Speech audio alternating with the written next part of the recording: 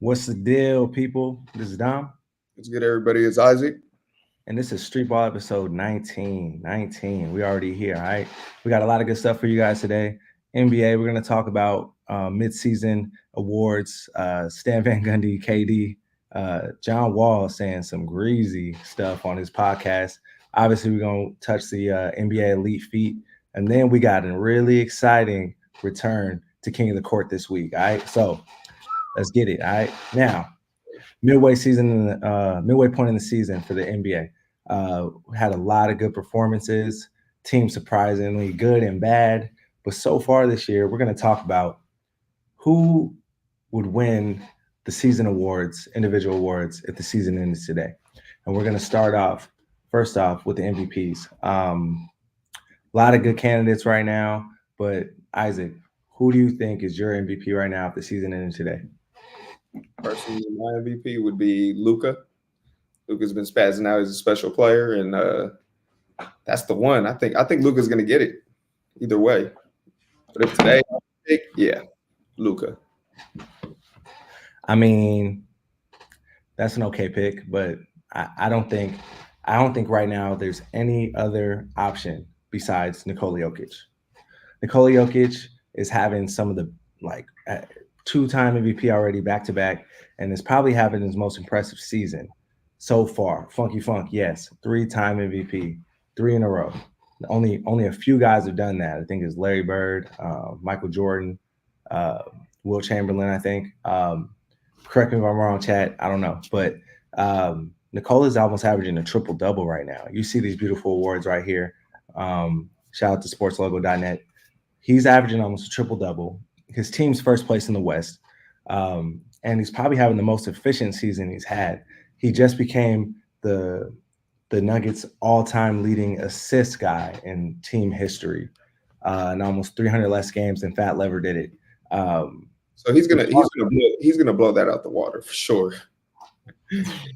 I'm just saying, like it's hard to give somebody the MVP three times, but given the criteria to win MVP in the past few seasons, like historically, he's number one in the West. Mike is fighting for possibly the number one record in the league, and just he's the best player on possibly the best team. It's hard to say that Nicola is not the MVP right now. So that's all I'm saying. All right. What we got next, Deez? Let's talk about it. Let's talk about the potential rookie of the year. Who, if you were to pick right now, who would your rookie of the year be? Is it even a discussion? It's not a Honestly, discussion. We know who it is. We already know who it is. let's talk about the name of the trophies as we go to.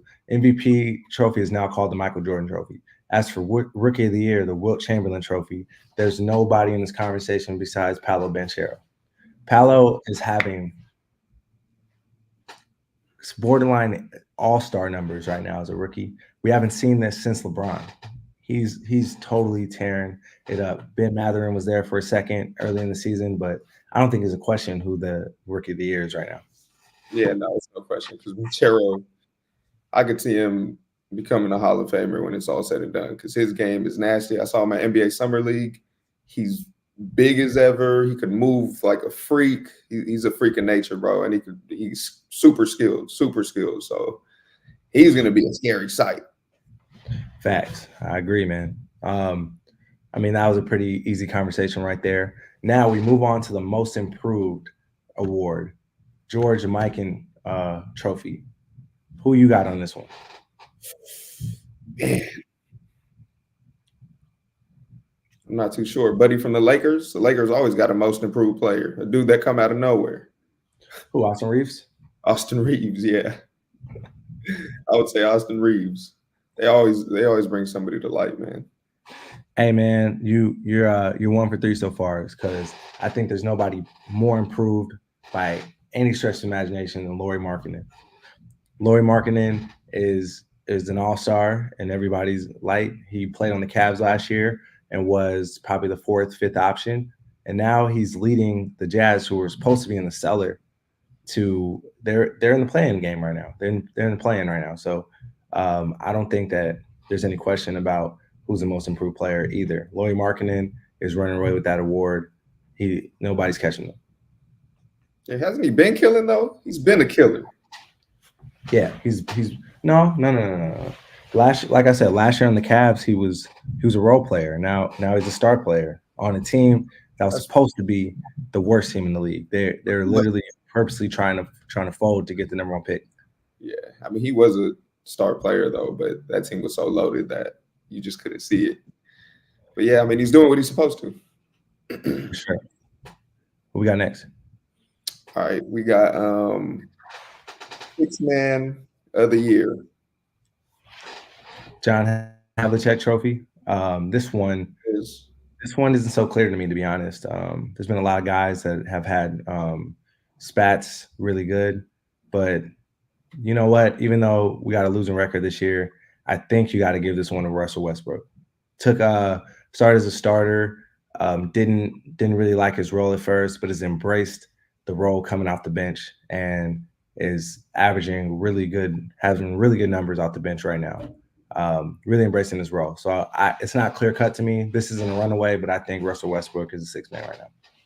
I think Matherin. I heard for the Pacers, he's averaging the most amount of points ever as a six man, I believe.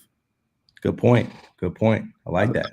I'm going him because I just saw his flyer up on Instagram. He's killing it right now. So I'm gonna go the rookie. Rook too. It's crazy. I love that for sure. Defensive Player of the Year, the Hakeem Olajuwon Trophy, right here. Last year was Marcus Smart. Who you got? Who smells breath right now? Who smells real breath? Dang, man. It's a tough one. I'm going, man, I'm not sure. Pat Bev? I'm not Pat sure. Bev is trash this year, bro. Stop it. Knock it off. It's trash, but I mean, he always smells breath. I respect the way he plays defensively. But defensively, I'm going Evan Mobley, man. He's a killer shot blocker. I don't care. I'm going Ev.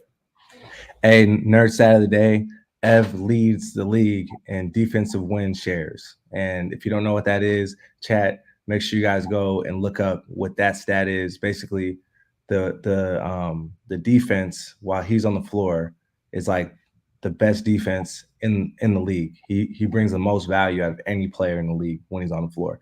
But I guess that's kind of intangible. One person I'm really impressed with so far this season is Brook Lopez. Brook Lopez is leading the league in block shots.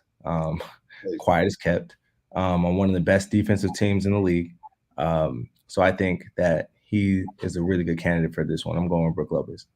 If Brook Lopez is a candidate, Evan's taking that trophy out of Buddy's pockets. All right, man. You got the last one. What we got? We got Clutch Player of the Year, Jerry West Trophy. Mm-hmm. Man, it's Clutch. Who do you think is Clutch, Damo? Who's the most clutch? This is a dope one. Have they done this before? No, it's the first time. Yeah, First time. I really don't know how they're determining this, but man, after seeing it up close a few weeks ago or last week, I'm gonna go back to MVP is Luka. Exactly, Funky. Luka, easy right here. Luka's hit big shots on big shots. He's had big numbers, but he also does not fold in the clutch. So that's who I'm going with on this. Yeah, I would agree. Luka for sure. He's been. Last time we were chilling here, I was editing. Damo was over here watching the Laker game, and he was down bad, hurt over there because Luka hit the dagger. Oh, Daniel just told us it's based on game winner. So I don't have that stat right now, but based on just looking, I'm taking Luka. I mean, yeah, Luka for sure. I think that's pretty. Right now, if we were to pick, Luka would be the man. All right, moving on. we move to some more lighthearted things. Twitter exchange happened. I think it was yesterday between Stan Van Gundy and KD. Yes, Kevin Durant. Stan Van Gundy goes on a Twitter rant explaining how in today's age we have all these trainers, things like that, medical staff around the league, and in comparison to back then, where each team had just one athletic trainer, and it seems to him that there's way more injuries, long-term injuries nowadays than there were back then. He went on to say these things, and then Kevin Durant replied, said, Stan is spitting. And Stan took that as if he was criticizing him. And Stan came back saying, "No, I'm not criticizing the play. I'm not criticizing players. I'm just saying this, that, and the other." And everybody had to explain to him that when you say that you're spitting, that you're speaking facts, or you're saying something that's true. So this was a really funny exchange. Stan Van Gundy showed his age here, but all the jokes aside, do you think that he has a point right here? Oh, he has a major point. I mean, it's true. You got all the resources. You got all this protection. Like, come on, you got to hoop, man. You got to fight through these players. I mean, but then again, Damo, I mean, you played college ball. There's basically 4 college seasons and 1 NBA season. Like, that's tough. No, I might have to sit it out too. And nowadays, man, these players are more advanced, quicker, more athletic. Like, you're really sacrificing your body out there. So then again, I mean, I don't know. What do you think?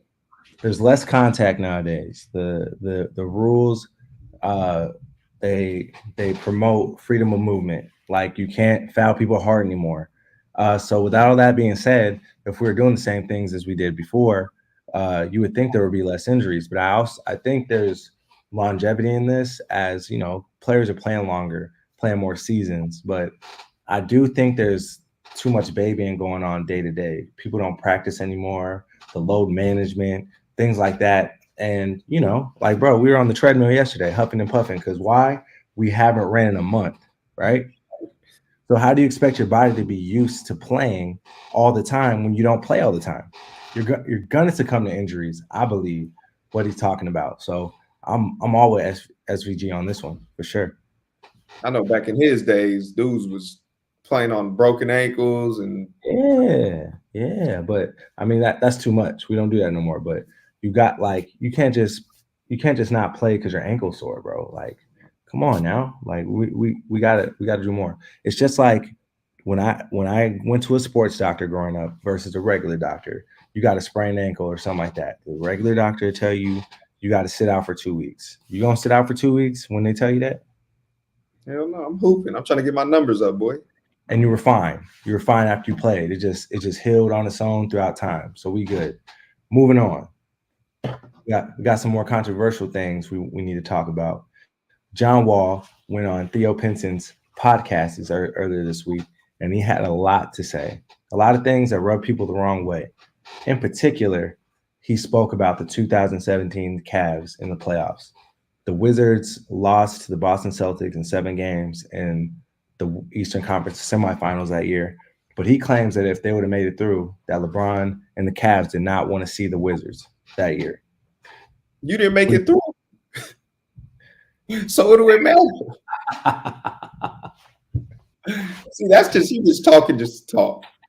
Man, I need to see the Clippers do better because coming into the season, the Clippers were like the Clippers were the talk of the whole league, like they're gonna do something. They on their load management, bro. That's why they're not doing nothing. They bad news bears, man. John Wall can't talk. Ain't nobody was scared. Ain't no LeBron was scared of John Wall. Cut it out. You got to cut it out. They had a chance. In DC? Yeah. That 16, 17? We was going to beat the shit out of LeBron. I'm telling you, if you do an interview with anybody from the Cavs, there was one team they did not want to see on the East. Which y'all? They did not want to see us. Me and Kyrie, we matching up. Mm-hmm. I'm taking Brad over JR. Yeah. Mm-hmm.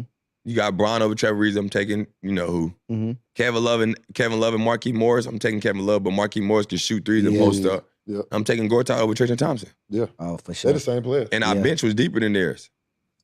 We had Bogey, Oh, Kelly Oubre. Yeah. Mm-hmm. You know what I mean? Kelly was playing well that year, too. He was. balling. That's when he was coming to himself. Yeah, so I'm like, then you look at every game we played that year, it was always a 1-2 point game. They broke our 18-game home game winning streak when Bron hit that fucking shot. In the corner. Bitch, talking about I work on this shit every day. Yeah. I told him that shit was luck. He said, ain't no luck, I work on that shit every day. Yeah. Man, get the I'm like, you bro. baked it, Brian. What are you talking about? Yeah, but yeah, that crazy. was like, I feel like that year, and then the year I broke my hand against the Hawks, Mm-hmm. we was gonna play the Cavs again. And they won. That's the year they ended up winning the championship. Not saying we would have beat them that year, or we definitely would have beat the Warriors. They would have won. We wouldn't have beat the Warriors. But we just like, me and Brad was good, but we ain't Bron. Like, you know what I mean? Yeah. There's nothing you could do with that motherfucker. You just hope. You know what I mean? Damn. I mean, Hey, it man, makes look. sense. It makes sense with the matchups. I can see where he's coming from, but come on, cut it out, man. No. Stop it, please. I'm not entertaining this. I love the confidence. I'm not messing with the confidence. I love that. But at the same time, you need to relax, bro. Like, come on. He called him out. LeBron, It was crazy. LeBron, time and time again. Kyrie, like, I'm not saying that Kyrie's just dusting you, but you're not as good as Kyrie.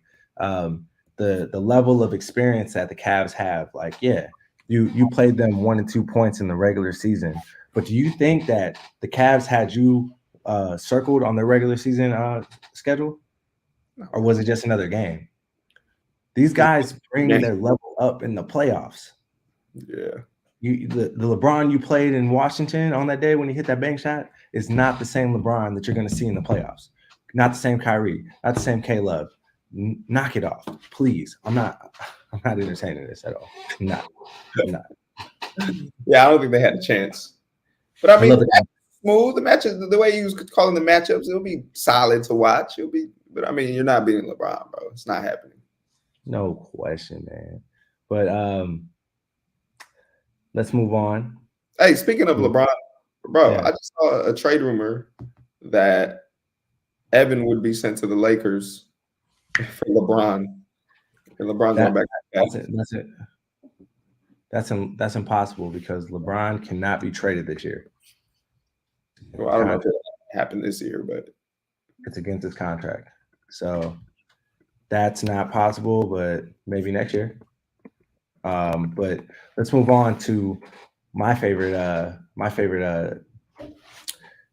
segment in the NBA segment. We got NBA Elite Feet, and we got some really good options this week.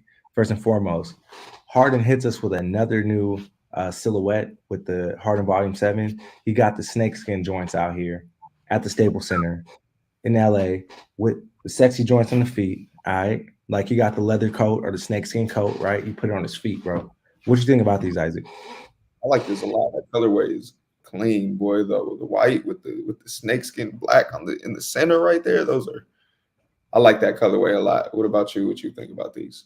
I'm saying, man, like this right here is just telling you how versatile this shoe is going to be. They're going to keep rolling out new stuff and different looks with this silhouette right here. We already seen the little patent leather joint, the matte colors with just one color across the shoe. This one right here is proven to be a really versatile silhouette. So I really like this shoe, and this particular PE is dope as hell. I wish I still hoop, bro, like, because these are the ones I would tell Tuck to give me, bro. I want these snakeskin joints. Yeah, man. I haven't worn a pair of basketball shoes and couldn't tell you how long, man. Crazy. Since you got fired by Bionic.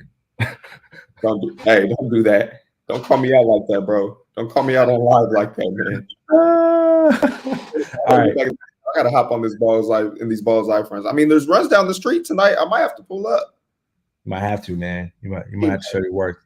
All right, hey, next one. We got a really special PE coming from DeMar DeRozan from their game in France, which took place today. Kobe 6 WNBA right here. Very simple silhouette, very simple, nice design right here, but it makes a statement. What you think?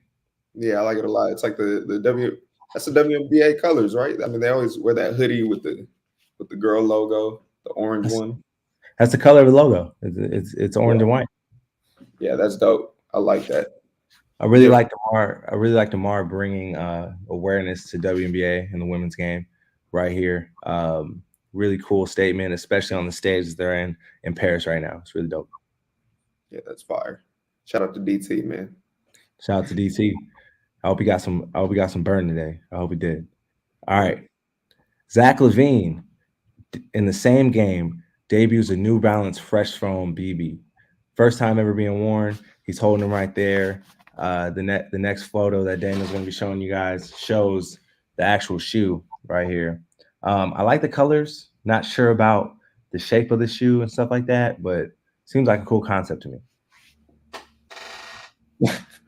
Those are hideous. Those are ugly. You're going to have to give me $50 million to bust those in one game. If I'm a Right. athlete, I need money. If somebody gave you $1,000, you would rock those. I'm rocking these. Yeah, $1,000. I'm not busting these, man. These are hideous, man. We haven't talked about a shoe that's super ugly. This is a super ugly shoe.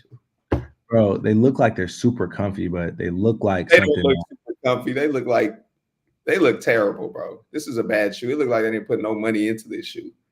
They're wrong because these are the actual silhouette is something that my dad would wear, but my dad wouldn't wear these colors. So you're just not hitting any demographic right here with these kicks, right? Hey, these are the worst kicks I've ever seen. These are worst hoops I've ever seen. Bro, these are the worst hoops to ever hit an NBA floor, bro. For an NBA. Bro, I envision my pops wearing these with some relaxed fit jeans. I mean, back in the days, we were talking about it with Gilbert Arenas. They was wearing shell toes. He was rocking shell toes in the games. Shell toes are better than those, buddy. Yeah, I'd rather rock some shell toes than wear them than New Balance right there. No question. You guys missed on this New Balance, but it's all good. You guys had some other good silhouettes this year, so hey, give them a pass.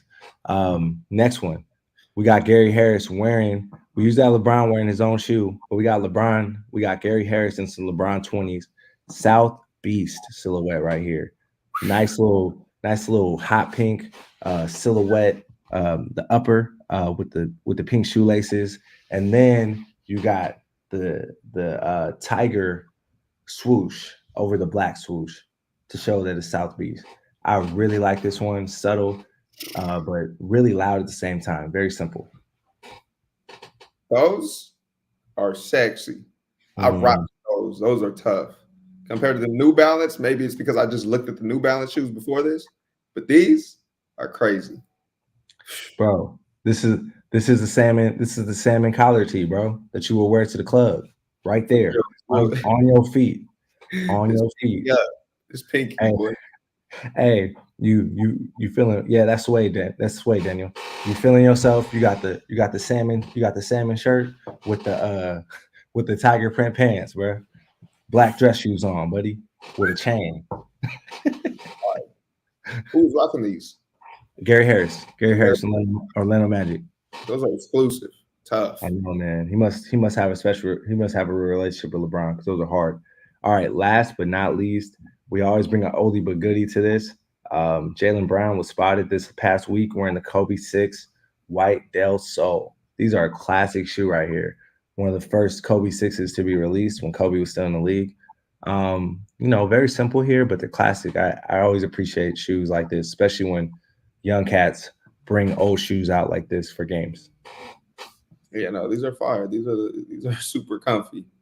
I don't know if this is my favorite colorway of the shoe, but for sure iconic. That's respectful.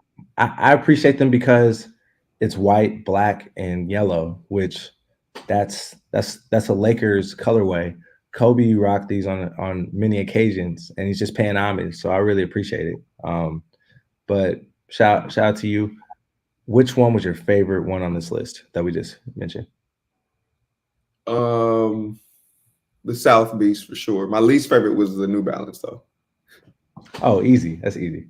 My favorite was the Hardens. Hardens by far. I love those snakes and shits. All right. We're running low on time right now. Let's move on to high school. We always talk about this, man. It seems like every week.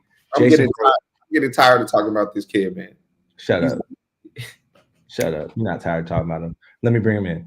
J. Crow scores 36 points in a varsity game at 14 years old, in spite of seeing double teams like this all game.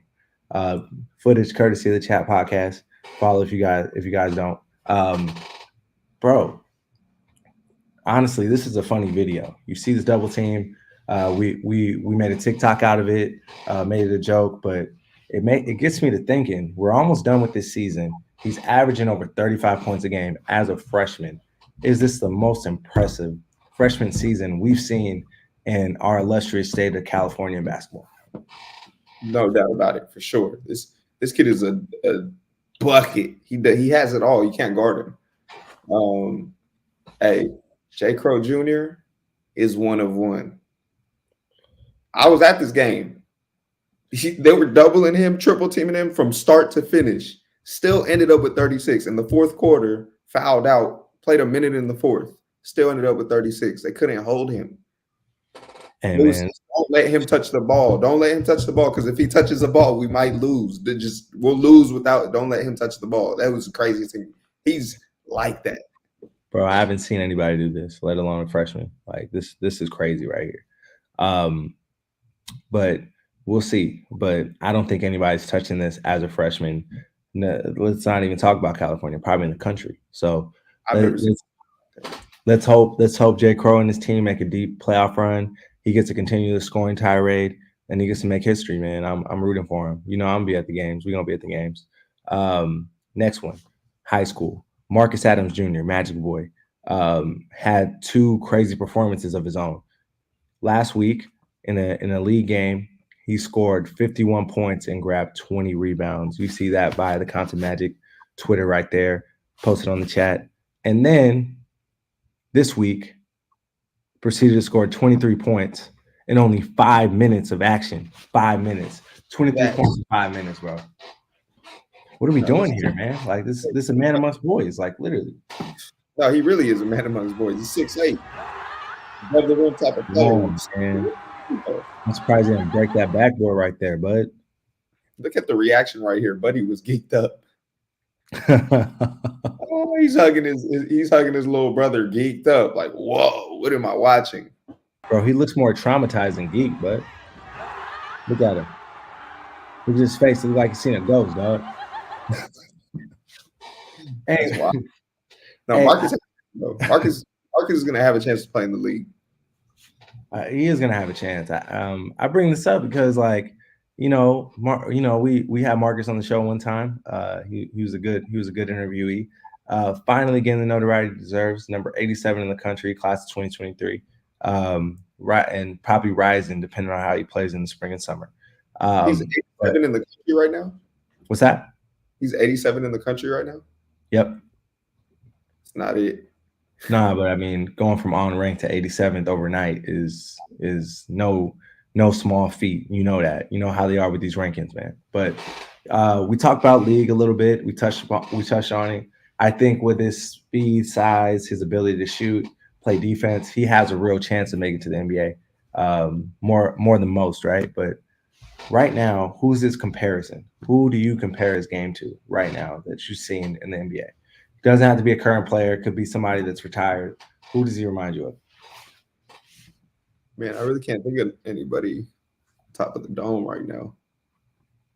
And don't pull that he's 1-on-1 shit, man. Don't do that to me right now. Jay Crow is 1-of-1. Let me let that be known right now. The only person I'm talking crazy like that about is Jason Crow Jr. Anybody else not getting that type of shit out of me. So let me put that straight on paper right now on video.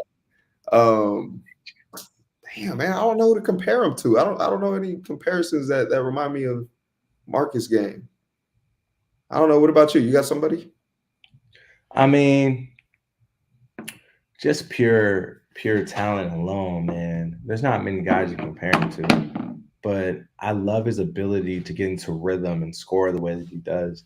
I think he's more active. Like I would say Carmelo Anthony. And I'm not saying, before y'all attack me right now, I'm not saying that he's going to be Carmelo Anthony. What I'm saying is his ability to get his own rhythm, especially in an isolation situation, his ability to score right there in the post, on the wing, one dribble shots, the way that he does it, that's the only guy that I know that's his size that can do that at a high level. He can catch and shoot really well like Melo. He can back you down, take a one dribble, fade away like Melo. Like, that's really the only guy that I can see him being comparable to on the offensive end.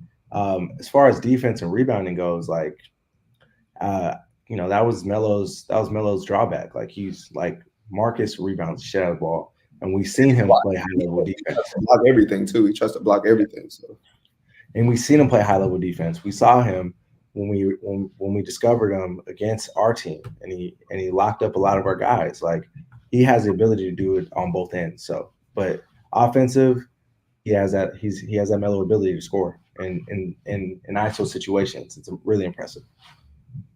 Yeah, it's a big time comparison. That's big time. before we move on to our King of the Court recap, make sure you guys like and subscribe to the Balls Like Podcast Network channel. Turn on your notifications, ring that bell. All right, this might have been the most turned up King of the Court we've had yet. You did not know at all who was going to win throughout. Nobody dominated more than one game. We had ourselves a melee right now, and it ended up being at the end a runaway in the last game. But let's talk about it. First game, we got Trevor Dunbar and Moon, and this is a tightly contested game, man, for the most part. But Trevor had a lot of mistakes as far as missing gimmies and layups, and ended up biting them in the end. Moon had a slew of he got to the basket. He actually got like the second or third dunk in King of the Court history. And he capitalized on Trevor's mistakes and got the W. Man, Trevor, it seems like Trevor always struggles one-on-one, man. Like, I think he's an in-game type of player. I don't think one-on-one is his strong suit. I don't think he's Yeah. I mean, I can see that. You see Moon's a little taller than Trevor, a little longer, and he definitely used that to his advantage. So this one was even though it was close, you can kind of tell Moon was in he was in control the entire time. So look, Moon do what he do out there. Second game, we had Trevor Dunbar, Will tune in, and Trevor dominated this game. Slew of threes. It looked like Will's a really strong, like physical player. He was having a really hard time with Trevor's shiftiness and his change of direction, and he couldn't like Trevor's little pumps and stuff like that. He was really confused the entire time, it looked like. And even though like this game took a little long, it seemed like Trevor was in control the entire time. Yeah, I like that. Trevor got a package, man. He got some shit to him, man. His pull-ups, his jimmies were falling. So, man. If he's hitting his jumpers, he's tough to guard. It's tough to guard. Man. He's in that group of like guys that can do both street ball and basketball, like organized basketball. Like he played at a high level. He was a Division I recruit, all that. So the last game was kind of a runaway, but in the opposite direction. Will took a game off, and you could tell he was cold. And the Moon, all of a sudden, couldn't hit a shot the game before, was hitting a lot of tough shots from beyond the arc, as you can see right there. Will was really on in this game, and it didn't look like Moon had any chance from the jump, even though he got a few buckets, this, that, and the other, like that one. But Will took advantage. He was drawing fouls, even though he missed like 3 free throws in this game. But in spite of that, he still won in pretty decisive fashion, which leads us to the King of the Court face-off at the end right here after we see these highlights, which was a little anticlimactic compared to the game. It's the second one ever. Yeah, right? Second one ever. But it wasn't that tightly contested, man. So you see it right here. Whoa. Trevor with the antics right here doing the you better do something, but no question. But it wasn't really a matchup, as you can see. Moon came out playing hard, and he actually scored 5 straight points to win the King of the Court championship and the $2,500, as you see right here. Look, hey, he coming out, he taking names. Look at that. Not playing no games, bro. He knew it. It's like this little guard in this dude. Little guard in them dudes. He made them look like little guards. Little guard. Oh my gosh. Oh my gosh. Where are you going? I had to scratch. Where are you going? Look at Frank. Frank was geeked up. I already know how Frank is. Frank was geeked up. Oh my gosh. And then he hits the fall away. Can't let that happen, man. You got a foul or something. Hey, I noticed that too. Dunbar changed his turban 3 times during the event. He had one for each game. Crazy. Hey man, this is the craziest walk-off I've ever seen. $2,500 on the line. You just went through a heated battle. You won the first game, didn't do so well your second game, and redeemed yourself in the last game. This is crazy. So shout out to Moon. Shout out to the other ones. Will tune in and Trevor Dunbar. Hopefully Trevor gets a win soon. He's been on King of the Court about 3 or 4 times now. Hasn't been lucky enough to get a W, but shout out to all the guys that competed. Yeah, no, that was a good matchup. Great matchup. All right, guys. We move on to something else in street ball news. We have on really good authority that the Balls Life All-American game is coming back this year. Really excited about this one. We've been a part of most of them either as players, our coaches, our admin, our media, and this is my favorite All-Star game in the country, man. Bro, this All-Star game is big time. You know how many alumni have came out that All-Star game and are killing in the league right now? Hey, diamonds in the rough, bro. Diamonds in the rough. But hey, sign me up. I'm there. What do you need? I'll sweep the floors. I'll ball boy. What do you need me to do? I'm there. In the field, Balls Life t-shirt. All of that. Hey, you tell me where to be, y'all. I'll be there. All right. So just let me know the date and I'll be there. All right. It's gonna be the weekend. It's gonna be May 6th in Southern California. Hopefully go back to the old stomping grounds of Long Beach City College, the OG spot. All right. We'll see though. All right. One thing I love about Balls Life is it's not piggybacking on the other games. This is not you got to be ranked top 50 to be in this game. There's a slew of obviously highly ranked guys, but also guys that might be underrated, things like that. Guys that came into this game where people didn't know about them, like Jordan Bell, Zach LaVine, and ended up using this platform to kind of catapult themselves into another level of notoriety and ended up in the NBA. So with that being said, name some sleepers or one or two that you want to see in this game that most of our viewers wouldn't know about at home. I don't think he's a sleeper anymore, but Andre Stojakovic, Marcus Adams Jr. Marcus Adams Jr. is a sleeper, but actually one of our dudes, so I can't really I got to name somebody that's You're missing the boat on his D's right now so hard. And you know this man, Zaire Beverly, dog. Zaire Beverly, Washington Prep, Tennessee State commit. Probably one of the most intriguing prospects that I've seen with my own two eyes. He's still raw in a lot of facets of his game, but most have just as athletic as they come, 6'8", long arms, has a good knack to play this game. And I think he'll do great in this setting, man. And he's a SoCal kid, easy. Ain't got to buy him a flight. Take notes, D. Take notes, D. We got to go watch him. So you guys can get him in that game. Yeah, come down the street, man. Come hop in the Balls Life game. You know what's crazy? If you play in the Balls Life game, you're damn near stamped. Yep. You're stamped. You're that guy. No question. You might be a leaguer. You better go take that game. You better take advantage and cook in that game and show your talents because big time, man. It's a big time game. When we speak on this, right, it's local to us. This is in our backyard. Balls Life is family. We've been a part of this for forever. But we could literally probably have a game, Balls Life game, with just the California guys. Think about that. We have a lot of heat over here, bro. It's a lot of heat on this. A lot of heat. You just talked about it. Marcus Adams Jr., Andre Stojakovic, Dusty Stromer. We got Caleb Foster right now, Bronny James, Ashton Hardaway. I can keep going. Obviously, Jared McCain, Devin Williams, Aaron McBride from Centennial. So much heat in Southern California. And I know I'm missing somebody, Jake McFarland at Retro Verde. You got so much heat in our little area that I don't feel like it's like that anywhere else in the country. Yeah, for sure. I mean, there's a lot of sleepers out there that we don't know about, though. Trust me. But yeah, California, loaded. Xavier Edmonds, Bishop Montgomery, Kelsey Phipps, Darius Carr, Tyler Rollison.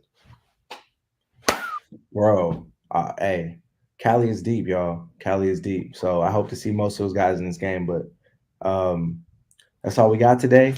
Until our my favorite segment of all time, Street Ball Clip of the Week. And Isaac, I think we should save your clip for the last because this one is just nasty. Mine is nasty too, but yours is insane. So I'm gonna go first.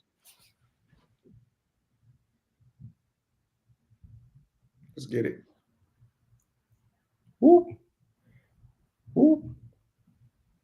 We're having some technical difficulties, guys. But I'll just let you know.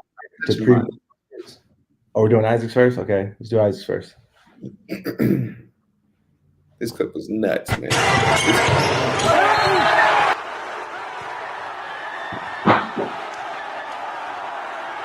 The defender did a flip.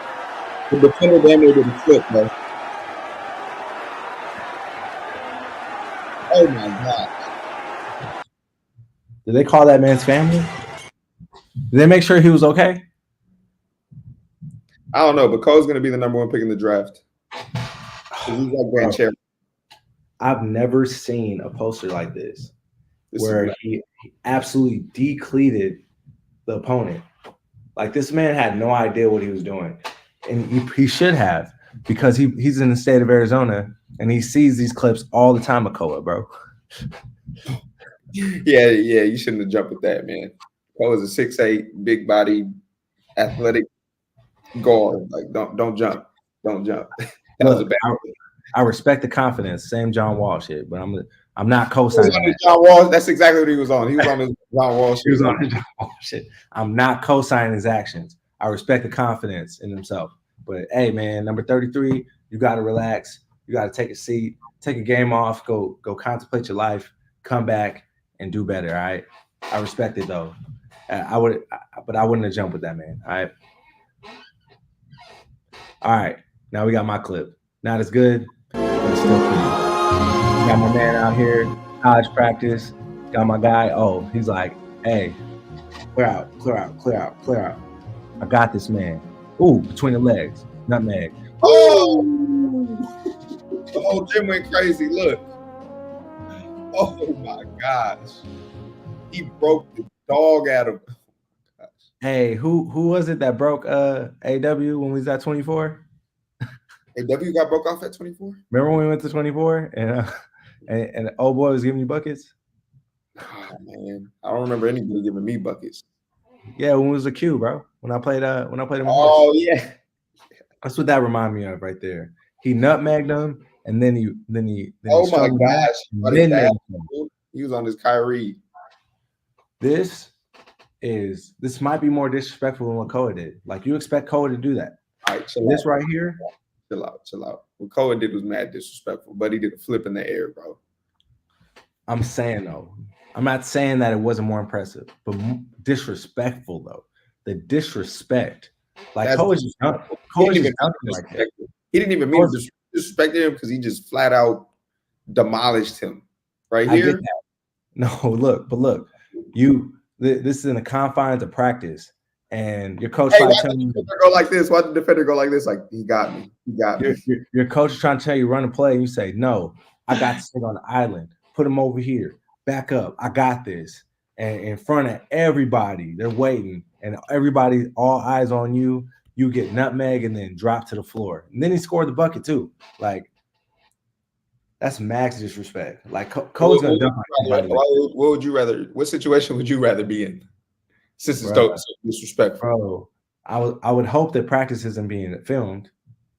I would rather it happen in practice than this right here. You can see over here.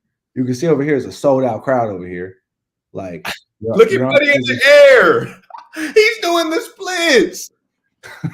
He's doing the splits in the air. And Ball's Life broadcasted that clip with the ankle breaker. But this clip was on Ball's Life, AZ's finest. Grab his head like, damn, I blew it. Mm-hmm. Definitely did blow it. And he act like his shoe was untied. Oh man, it's so funny. All right, man. Look, the way the show ended was crazy. We hope you guys liked it, but we're out of time, unfortunately. All right. So with that being said, my name is Dom. My name is Isaac. And we out.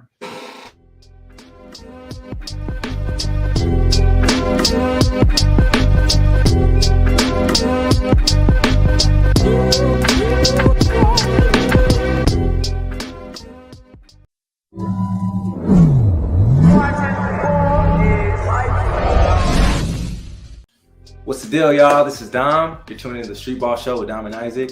If you really like that clip, make sure you click up here to watch more of our episodes. And if you really like and you want to see more content, click down here to subscribe, all right? Bro, what are you doing on your phone, bro? Mine Nah. yours, buddy. Not locked in, dog. Not locked in at all, man.